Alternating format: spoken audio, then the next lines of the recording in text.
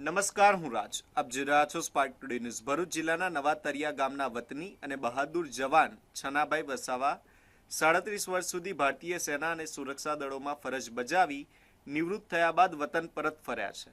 Ankleshwar railway station ખાતે પરિવારજનો અને ગ્રામજનોએ તેમનું ભવ્ય સ્વાગત કર્યું હતું. ભારત માતા કી જયના નારાઓ વચ્ચે ફૂલહાર પહેરાવી ખુલ્લી જીપમાં વરઘોડો કાઢવામાં આવ્યો હતો.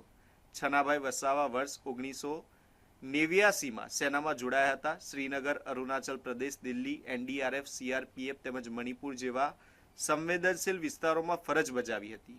વતન પહોંચતા ગ્રામજનોએ પુષ્પવર્ષા કરી તેમની દેશ સેવાને બિરદાવી હતી.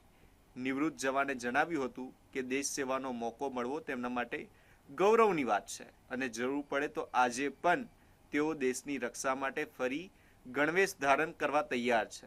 દેશભક્તિના આ દ્રશ્યોએ સમગ્ર પંથકમાં ગૌરવ અને ઉત્સાહનો માહોલ સર્જ્યો હતો. મારું નામ વસાવા સનાભાઈ મથુરભાઈ છે. હું નવા તરિયાનો રહેવાસી છું.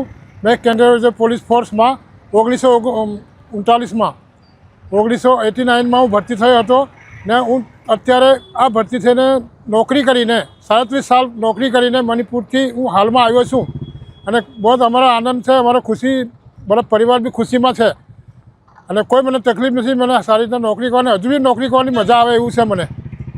હજુ મને અત્યારે જોઈન કરશે તો હું અત્યારે નોકરી કરવા તૈયાર છું.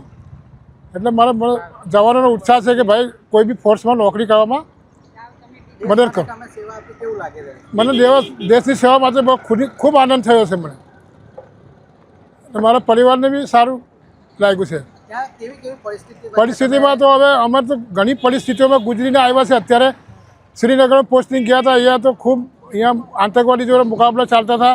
શ્રીનગરથી પછી આવીને કાશ્મીરમાં બી નોકરી કરી. કાશ્મીરમાંથી નોકરી કરીને પછી જમ્મુ કાશ્મીરમાંથી સીધા નીકળીને અરુણાચલ પ્રદેશ, ત્યાં અરુણાચલ પ્રદેશમાં મોટી મોટી પહાડોમાં નોકરી કરવાનું બહુ કઠિન છે.